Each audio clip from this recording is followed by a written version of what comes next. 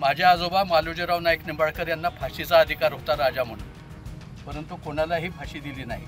आम्हाला फलटणमध्ये ह्या DYSP आल्यापासून बिहारमध्ये राहिल्यासारखं वाटतं। अशा प्रकारचं जर खोट्या केसेस होत असतील तर त्या ठिकाणी जनतेला त्या ठिकाणी रस्त्यावर उतरावं लागेल, त्याचा प्रक्षोभ होईल।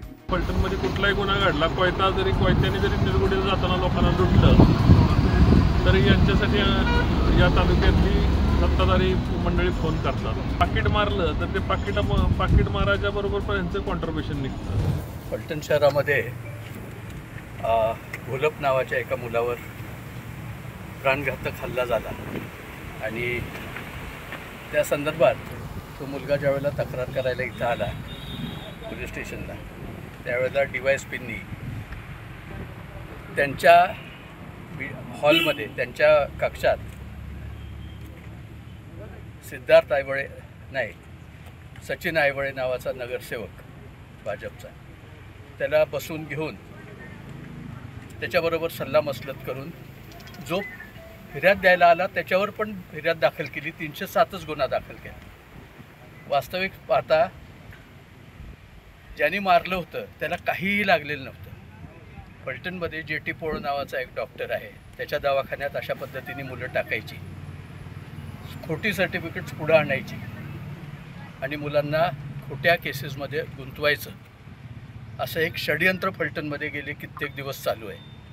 कारण अशा पद्धतीने लोकांचा जर छळवाद करत गेले हे लोक कायदा हातात घेऊन, तर हे भयानक आहे।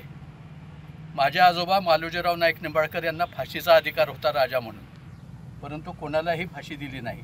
आम्हाला फलटणमध्ये ह्या DYSP आल्यापासून बिहारमध्ये राहिल्यासारखं वाटतं। मग कृपा करून 307 होणार आहे म्हणून दुसऱ्याही बाजूने 307 करायची, म्हणजे मग त्यामध्ये कुठंतरी तडजोड होईल, त्याच्यामध्ये मग काहीतरी पुढं दोघांनाही त्रास होऊ नये म्हणून काहीतरी घडेल।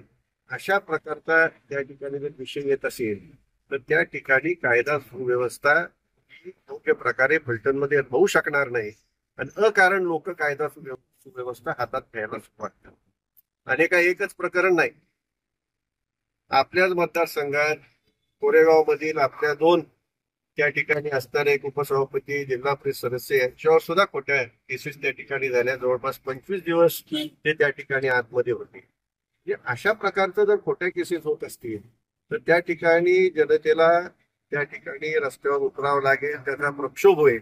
हे कुठेतरी पोलीस खात्याने लक्षात घेणं आवश्यक आहे। जाकीरबाई घरी झोपलेला असताना पोलिसांकडे व्हिडिओ फुटेज आहे, त्याच्यावर 307चा गुन्हा दाखल केलेला आहे आणि राजकीय ताकदीचा वापर करून लोकांना अडकवणं हा फलटणमध्ये एक फॅशन झालेली आहे। त्याचा निषेध करण्याकरता या ठिकाणी आम्ही आलोय।